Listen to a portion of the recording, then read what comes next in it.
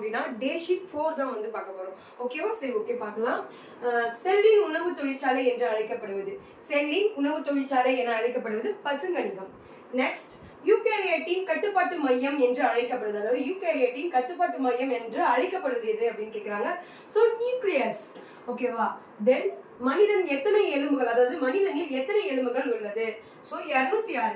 இப்ப பிறக்கும் குழந்தை வந்து எத்தனை எலும்போட பிறக்குது அப்படின்னு நீங்க கமெண்ட் பண்ணுங்க. நெக்ஸ்ட், இதயத்தை சுற்றி காணப்படும் பாதுகாப்பு படலம் எது? இதயத்தை சுற்றி காணப்படும் பாதுகாப்பு படலம் வந்து பாத்தீங்கன்னா பெரிகார்டியம்.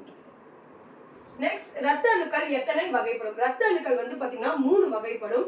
அது என்னென்ன அப்படின்னா வெள்ளை அணுக்கள், சிவப்பணுக்கள், தட்டுகள். இதான் வந்து பாத்தீங்கன்னா ரத்த அணுக்கள் எத்தனை வகைப்படும்னா 3. நெக்ஸ்ட், மனித இதயம் எத்தனை அறைகளை கொண்டுள்ளது? மனித இதயத்துல வந்து எத்தனை அறைகள் இருக்கு அப்படின்னு சொன்னா 4 அறைகள் வந்து இருக்கு. சோ 4. நரம்பு மண்டலத்தின் அடிப்படை அலகு, நரம்பு மண்டலத்தின் அடிப்படை அலகுனாவே நியூரான். தென் தைமஸ் சுரப்பி எங்குள்ளது?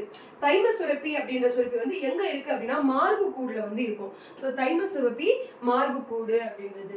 மனிதனின் முதன்மையான சுவாச உறுப்பு, ஒரு மனிதனுக்கு வந்து முதன்மையான சுவாச உறுப்பு அப்படின்னாவே வந்து பாத்தீங்கன்னா நுரையீரல் தான். சோ மனிதனின் முதன்மையான சுவாச உறுப்பு நுரையீரல். மனித உடலில் உள்ள மிகப்பெரிய உணர்வு உறுப்பு எது அப்படின்னா நம்ம தோல். ஓகேவா? சோ தோல். நெக்ஸ்ட், நாளமில்லா சுரப்பிகளால் சுரக்கப்படுவது. ஓகே, நாளமில்லா சுரப்பிகளால் சுரக்கப்படுவது என்னன்னா ஹார்மோன்கள்.